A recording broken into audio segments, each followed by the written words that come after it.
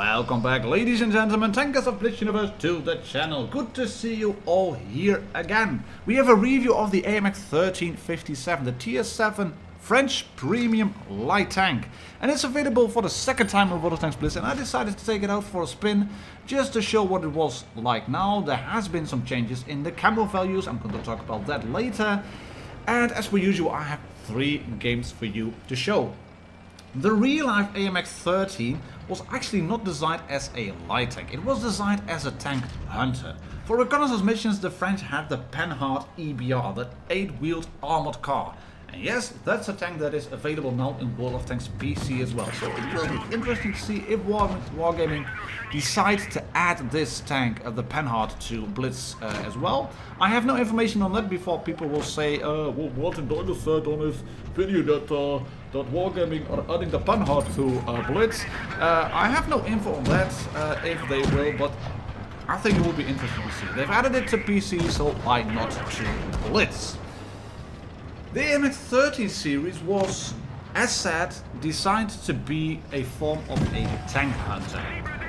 And the whole idea of this tank was to add as big a gun as possible to as light a tank chassis as possible. The AMX 13 was designed to be air portable because the French had colonies and they wanted to have tanks there that were light but heavily armed, so they could go towards the colonies quickly by means of air transport. And the main limitation of having guns in tanks is the size of the turret ring. Because a tank has to be able to shoot its gun. And if you have a bigger gun, then you will have a bigger breech block. And the gun has to be able to elevate and depress enough. And if you elevate the gun, then your breech block depresses. You also have to factor in the recoil and such. And that means if you have a bigger gun, you will have a bigger breech block, and if you have a bigger breech block, you will need a bigger turret ring. But the AMX 13 series did away with that fact. They actually mounted the gun above the turret ring, mounted it in an oscillating turret, and they also fitted 2 6-round autoloaders in the tank. It wasn't the bestest of ideas because the loader actually had to get out of the tank to fully reload one of the drums.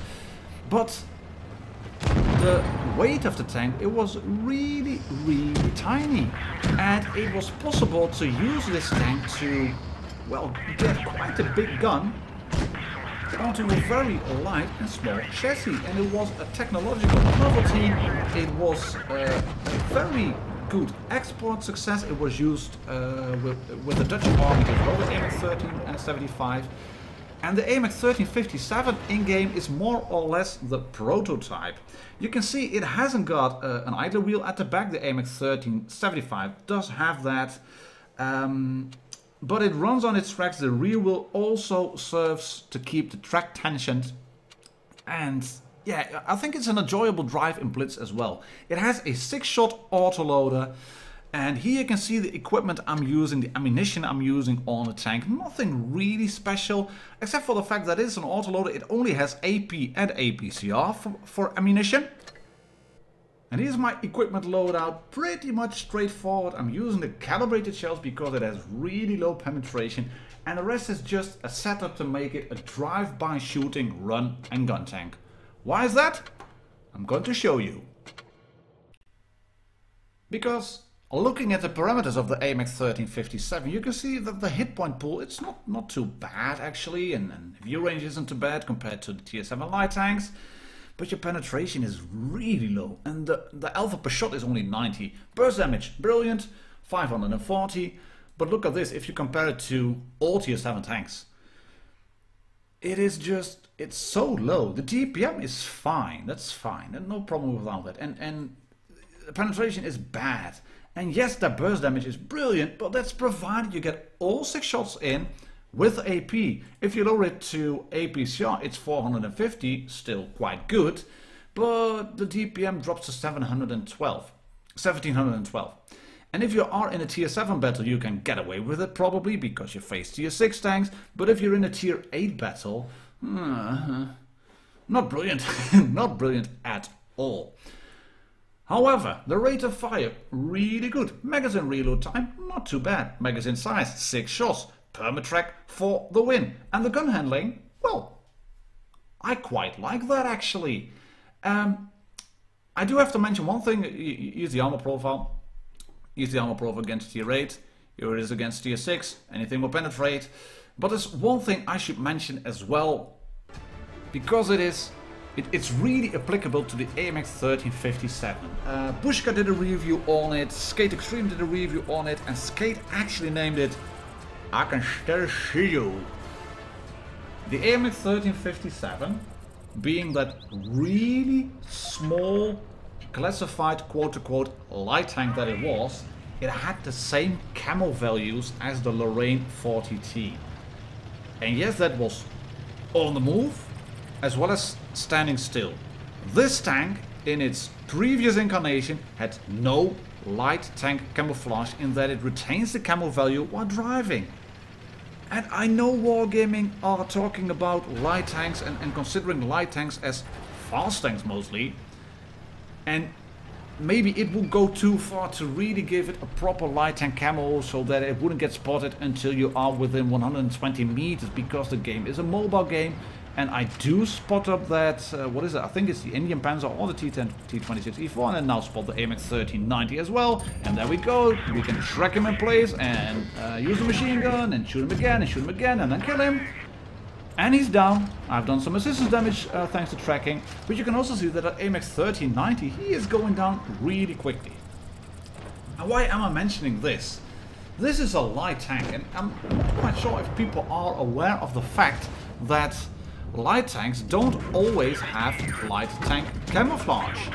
And if you don't have that into your mindset, if you think, right, I can just sit here and remain unspotted, think again. You really have to think again. They have changed it. They have changed the AMX 1357. It now has the same camo value on the move while sitting still. But it still is quite pants. It's still the same as the Lorraine 42, and that is one massive tank. It is a massive tank. It's really quick. It also has an autoloader. It's a tank that can really hurt you, and that one gets the same camo value sitting still as you. I mean, the Lorraine is, what is it, twice the size? You gotta give me a break here, Wargaming. What are you doing? Give this one a better camo rating than the Lorraine 42. It relies on burst damage anyway. And you can see even APCR, I'm shooting at the tracks, I'm aiming like a muppet. But that APCR should have gone in. And I do get a lucky bounce on my tracks, because just as the Indian wants to shoot me, I turn away, so it bounces on my tracks. That's the physics for you and how the game is designed. Nothing in terms of hacking. But then you have to do this. This is against the front, even against the sides. Shooting above the tracks against the sides of an Indian Panzer. That's a tier 8 medium tank. My penetration values just aren't that good. And I shoot his commander's hatch, still not penetrating. And the front of a T26E4, let's not even talk about that. So what you have to do in the tank is do stuff like this. Just sit here, let your camo reset, move into position, take a look at what the teammates do. Oh look, he's at 86 now. I've got 90 on average. I'm gonna roll in, under the gun of the T26E4. They want to shoot me. I'm diverting attention. First one misses, second one goes in. One shot into the T26E4. Chini Pache. And the Pache.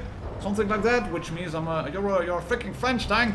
You have a pathetic autoloader with woeful penetrations to you. You haven't shot me because I'm a T26E4 and I've got a lot of space armor on my front. That's the translation probably for all the jibber jabber. But yeah, this is all done by the shouting. I mean, the Lurb is moving in, the T34 is moving in. The platoon of the T34 was questioning my utility. But then again, dude, I'm well and truly bottom tier. Well and truly bottom tier. I'm the only tier 7 tank with pathetic penetration values. The only thing I've got going for me is mobility, surprise and fear and surprise, and an autoloader with 6 shots. So look at that. There we go. We can unload nearly the entire clip into the T26E4. And this is how you have to play the tank. And this isn't a brilliant one in terms of damage. 1500 only, 225 blood, but I've got 3 kills.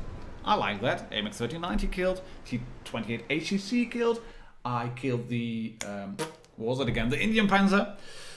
But I got a first class. And I am well and truly on top in terms of XP. And where are you again? T2064? Look at that, 1270 spotting. I spotted the hill, that's what I should have done. Then I moved away, I diverted attention from the enemy, I distracted the rats, and we won the game. So, question my utility, I think I was pretty darn well effective.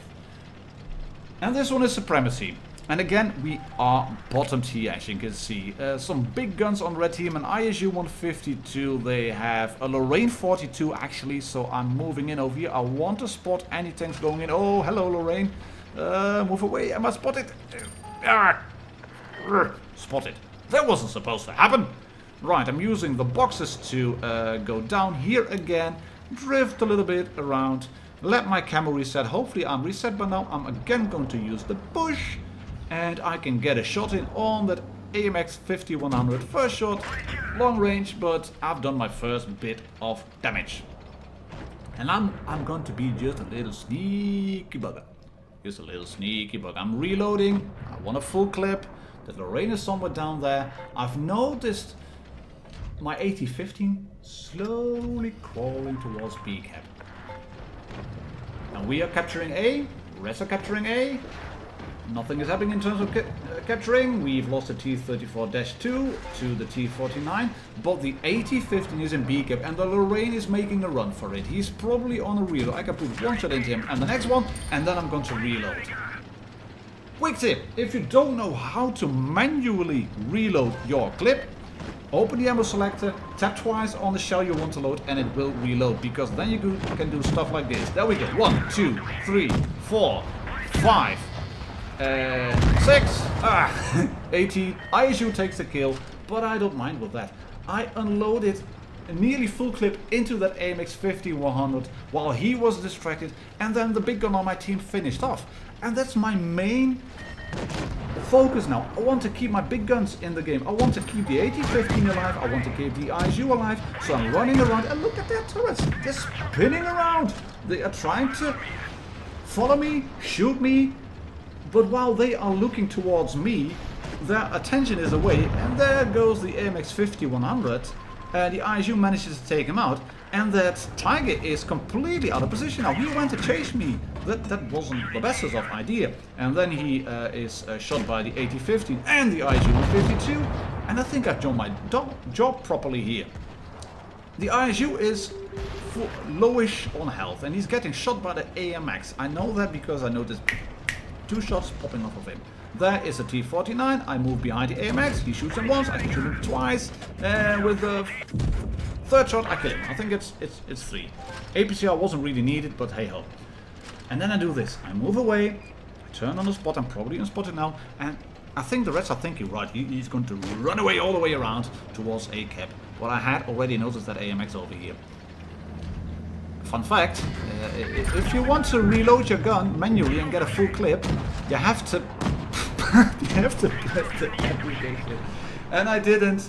I switched to AP back again, but I forgot to double tap AP. And then I shoot the AMX once, back up because he was face hugging me. He moved forward and the ISU 152 whacked him.